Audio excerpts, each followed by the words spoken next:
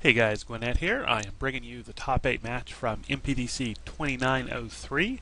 Um, I am playing the Simic deck that I piloted to a second place finish in this event. And my opponent is Michelle Wong, and she is playing a um, variation on the popular Izzet Control deck. So let's take a look. Looks like I have won the dice roll, and I will choose to play first.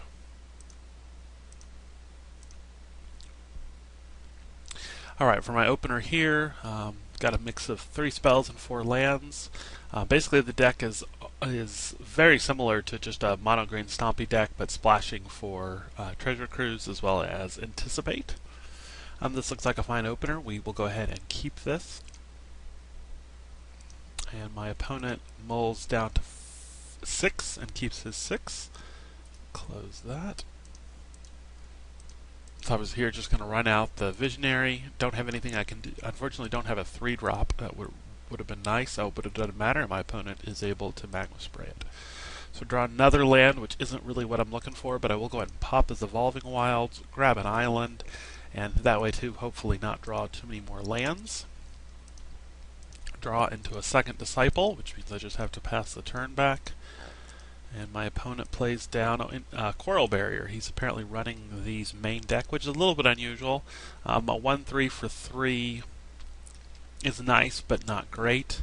It helped, obviously, getting the 1-1 Island Walk is decent, particularly with all the blue in the format. Having a 1-1 unblockable, along with this 1-3 Defender, is actually pretty decent value. If your opponent doesn't have an island, I don't think it's nearly as good. But certainly in this case, it's ironic because I'm only running exactly 1 island. In fact, I'll probably take it out during sideboarding just to prevent this exact thing. But anyway, I will now have access to my 4 mana, so I can go ahead and get the Disciple out. Gain a little bit of life and pass the turn back.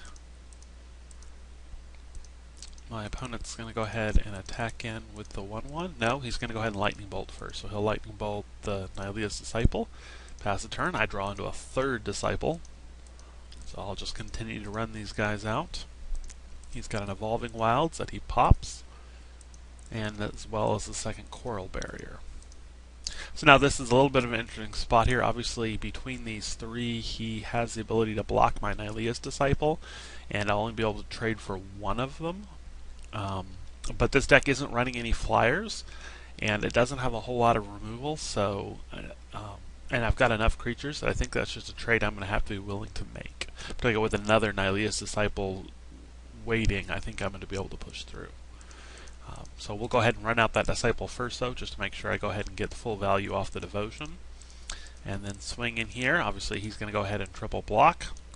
Just going to take out the Squid so that I eliminate the unblockable damage there. Might have been better to kill one of the Coral Barriers, but getting rid of the, I'm feeling like this game's going to go long, and the ability to prevent him from getting 2 unblockable every turn is probably the better option at that point.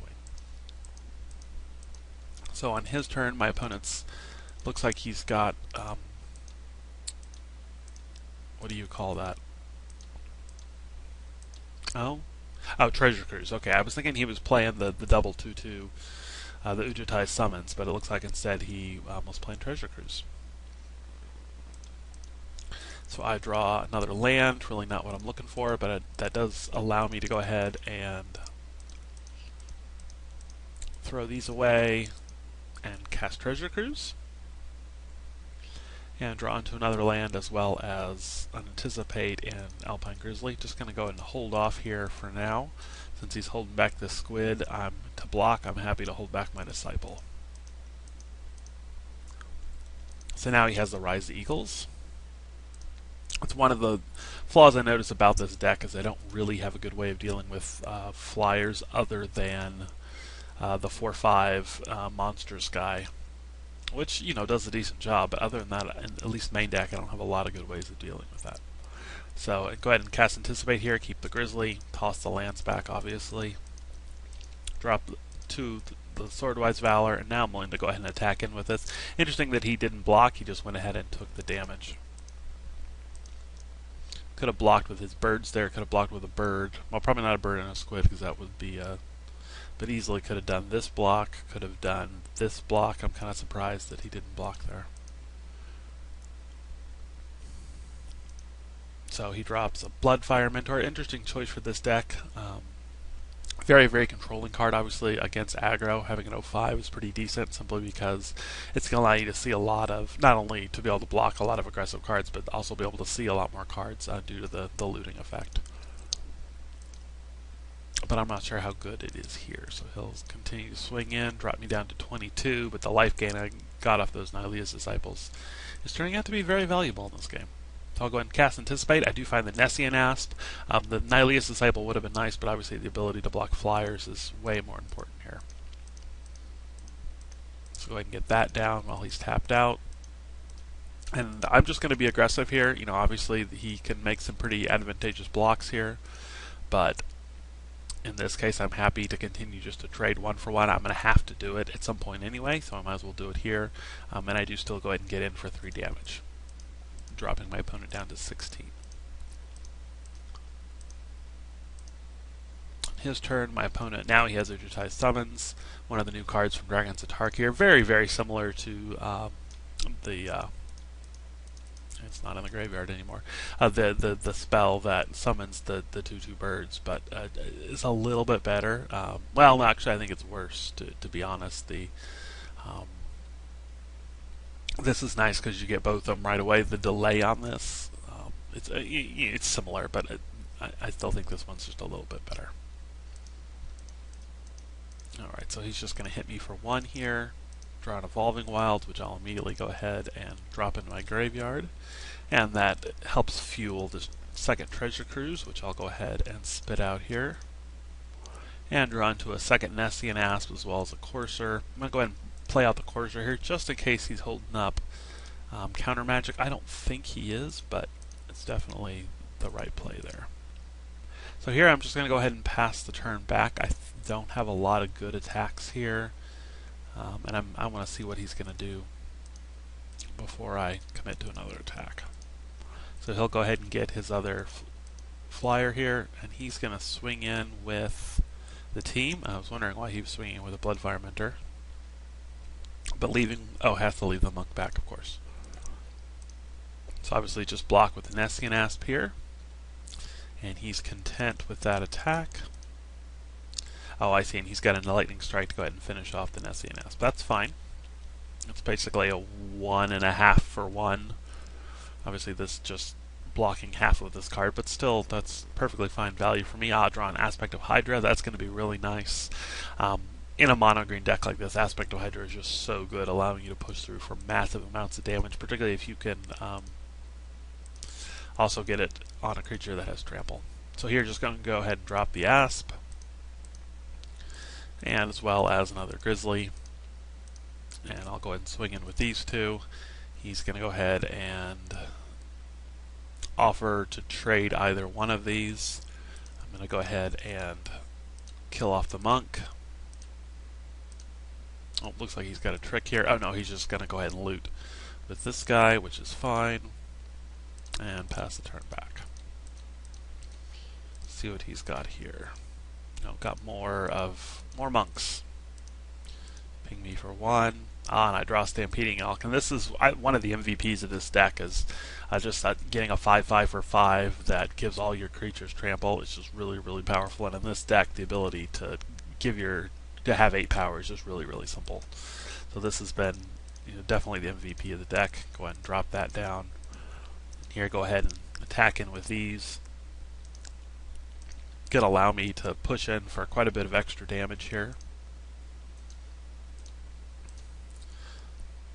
So here I ran into this bug. I was able to double block here, or I was able to arrange the way these are defending here, but on this one, for whatever reason, I couldn't get the monk to move in front of the coral barrier, and ended up not being able to make the attack I wanted to there. So I don't know if that was just a user error, if I wasn't doing it right, or I don't know what happened there. But so I realized obviously I wanted to kill the monk here and not the coral barrier, but I was unable to due to either user error or more likely a bug with a client. So he's going to go ahead and loot with this guy. Well, decided not to loot. Alright, maybe he just mistapped his mana. Okay, so he does loot. Sign my damage. And go ahead and drop this Alpine Grizzly as well. Back on his turn. Gets his second monk. Finds another Bloodfire Mentor. And continues to get in with Mr. Squiddy. Draw into my fourth Nylea's Disciple. I mean, granted, one of them I shuffled back in, but those have definitely been very, very helpful for me keeping my life total. You know, considering all the damage he's been doing in the air, I've still got a higher life total than him. So those Nylea's Disciples have been excellent here. Just going to swing in with the Elkerd here. And he is going to go ahead and loot. See how he wants to block. He's just going to go ahead and let the damage go. If I Hydra'd there, I would have gotten 1, 2, 3, 4, 5, 6 more damage. Decided to hold on to it, hoping to use it as an Alpha Strike potentially next turn.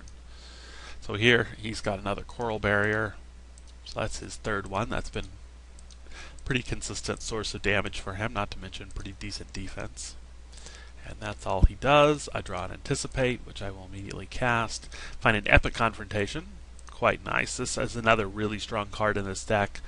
Probably should be running. I'm only running 3. I should be running 4, and probably at least 1 or 2 other fight effects as well.